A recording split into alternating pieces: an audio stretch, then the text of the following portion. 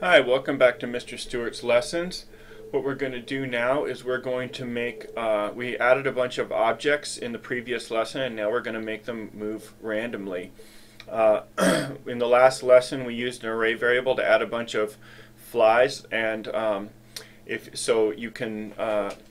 you've done that, you can use the same scenario. If you want to just start right now, you can go to lesson 16 at mrstewartslessons.com and download this demo so you can just continue on with it and do it yourself.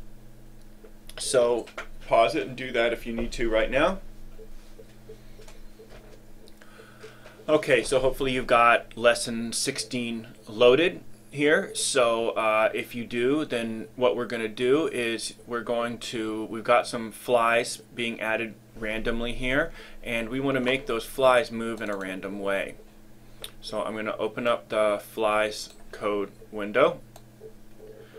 Now, making the flies move in a random way, at first it seems like a pretty simple thing. What I'd really like to do is just set the rotation. I'd like to first make it move forward by 10, and then I'll make it just turn in a random number. So I'm going to use the set rotation method, and we want anywhere from 0 to 359 degrees, or 1 to 360. So I'll set the rotation to 300 set rotation. I'm sorry, we want a random number. Sorry, we want to get a random number. So I'm going to use Greenfoot, and I'm going to get a random number, and I'm going to set it to up to 360. A random number up to 360. This seems at first like it might work fine. So I'm going to compile it and run it. But the problem is it's not really what I had in mind, because the flies are just jiggling around completely randomly. What I'd like to do is I'd like them to turn sometimes, but not all the time. Maybe once in every 20 turns or so.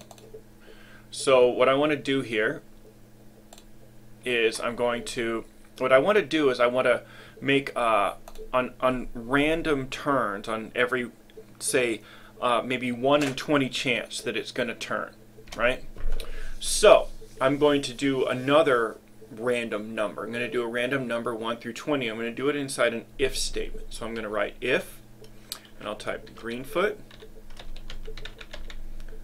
and I'll do get random number again.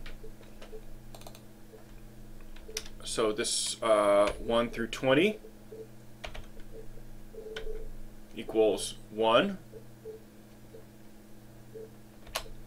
Okay, so this is going to, and then I'm going to put an open curly brackets before here and a close curly brackets after, and I'll do edit auto layout to make it come out evenly.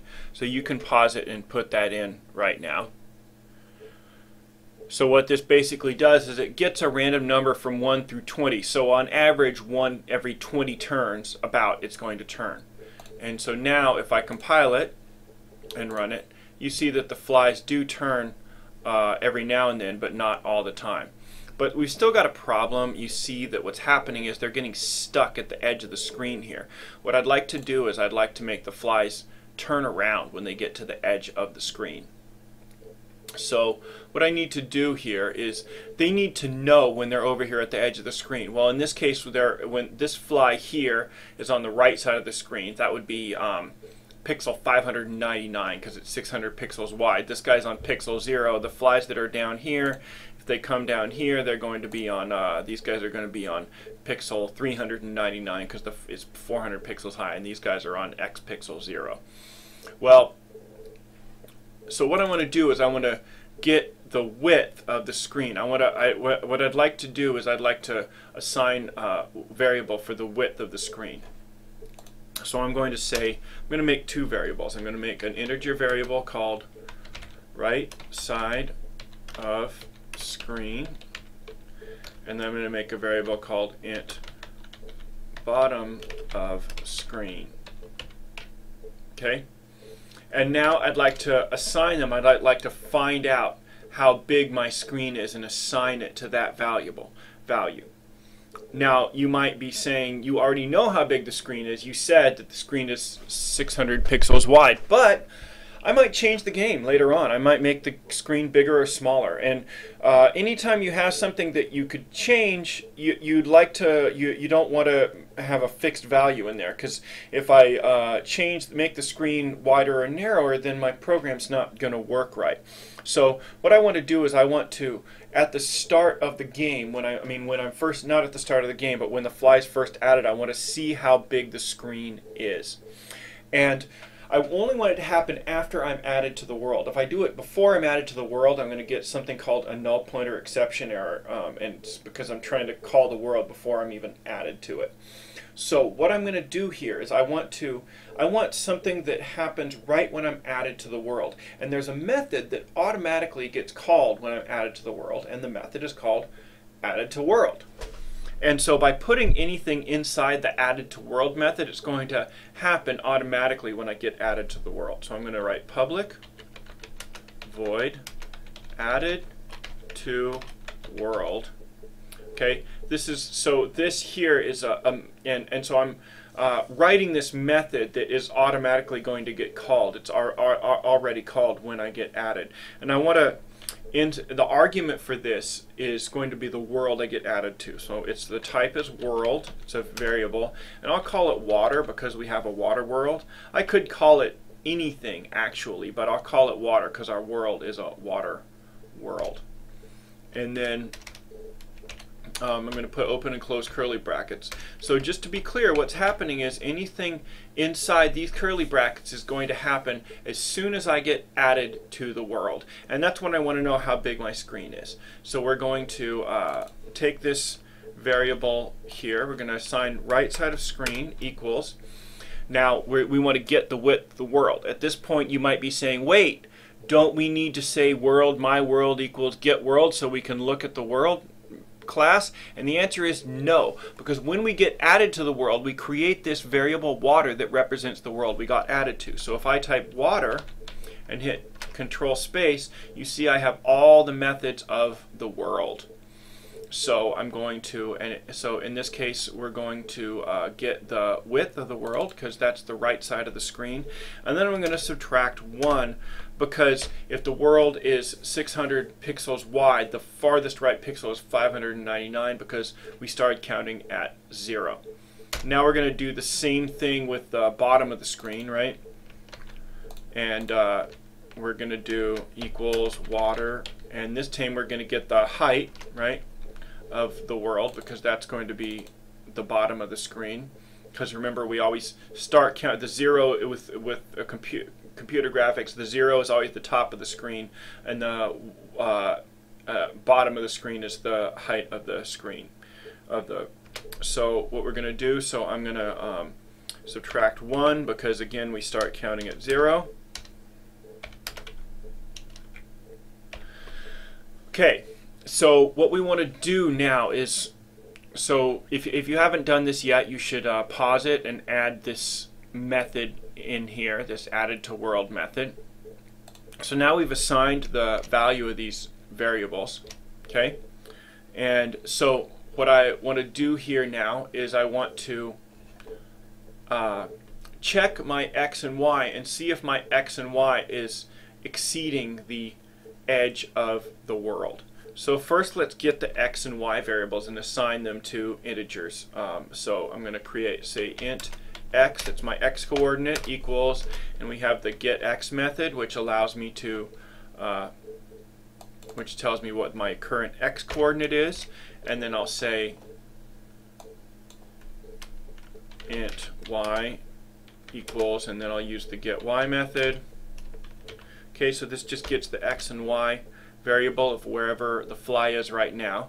Okay, now we want to see if we're going off the screen. Okay, so I need an if statement. It's going to be kind of a long if statement because we need to check if I'm off the top of the screen, the left side of the screen, the right side of the screen, or the bottom.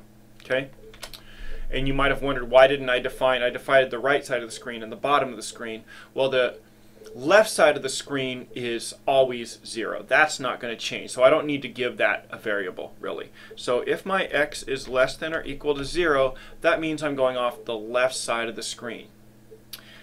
So I want to say if I'm going off the left side of the screen, or if I'm going off the top of the screen.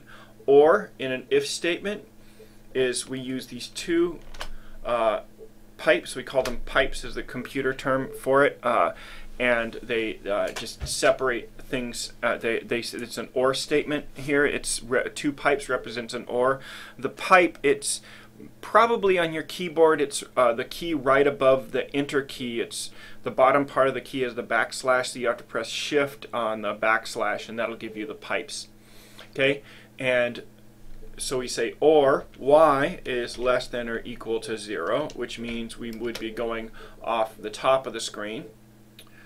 Or x is greater than or equal to the right side of screen. I'm going to copy and paste that there so I can't make a typo.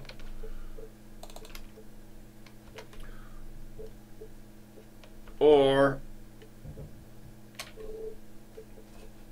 and I don't want that space in there, y is greater than or equal to the bottom. I'll use copy and paste to avoid typos. Okay, so this is all of the ways I could go off the screen, off the left side, the top, the right, or the bottom. Then what do I want to do? Well, I just want to turn around 180 degrees, so I'm going to use the turn method.